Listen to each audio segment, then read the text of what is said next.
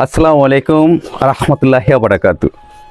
তো আমার নাজিম খান, আর এটা নতুন করে আমি নাম রেখেছি এনকে ফ্যাশন, মানে কনভার্ট করে এনকে ফ্যাশন রেখেছি শর্ট নাম। তো আমার এই এনকে ফ্যাশনের পক্ষ থেকে বিশেষ করে আমার এলাকার যারা হতদরিদ্র মানুষ আছেন, তো আপনারা জানেন যে প্রত্যেকটা কাপড়ের ব্যবসায়ী কিংবা প্রত্যেকটা মানুষের সম্পদের উপর জাগাত আসে। তো আমার যে নাজিম খান ফ্যাশন হাউজের পক্ষ থেকে নাজিম খান ফ্যাশন হাউজে যে পোশাকের যে জায়গাতে এসেছে আমি চেষ্টা করতেছি মোটামুটি দেওয়ার জন্য। এটা হচ্ছে দেখেন, যার সাথে ফোনে কথা বলেছি, এই আঙ্কেলের সাথে। তো আজ থেকে 3 বছর আগে ওনার একটা ছেলে, মানে উনি রিক্সার ড্রাইভার, মানে পায়ে চালানো যে রিক্সাগুলো আছে বাই রিক্সা, এগুলা চালান চিটাগং। তো ওনার ছেলে কাঁচামালের দোকানে চাকরি করতেন।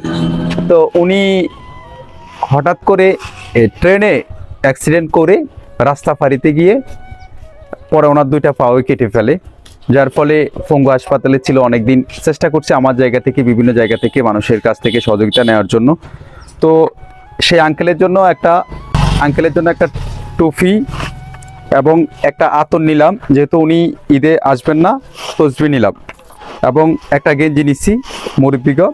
আর ওনার জন্য আমি একটা ফতুয়া নিচ্ছি, যেহেতু পাঞ্জাবি দিলে উনি পড়তে পারবো না, তার জন্য ফতুয়া দিচ্ছি ওনাকে।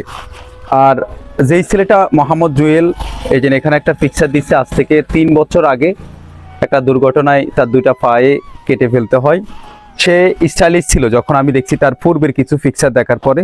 তো তার জন্য আমি এই শার্টটা নিছি স্টাইলিশ, আর এই গেঞ্জি নিচ্ছি যেহেতু গরমের ভিতরে পড়তে পারে।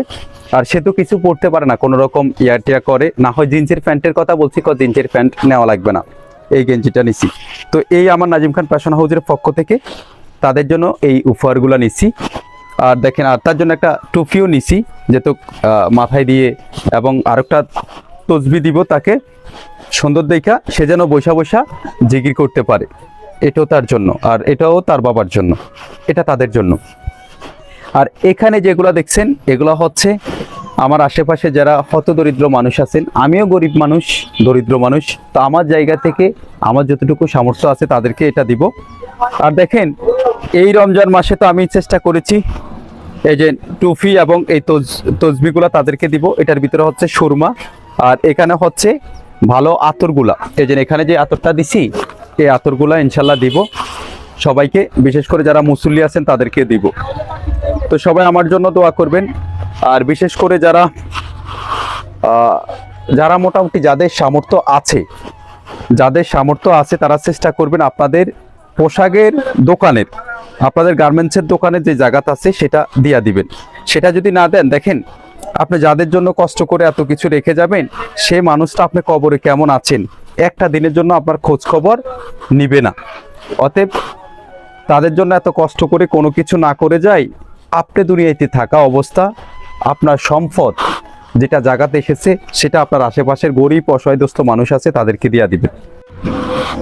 এই যে এগুলো হচ্ছে যে আঙ্কেলের সাথে ফোনে কথা বললাম, তাদের আলহামদুলিল্লাহ।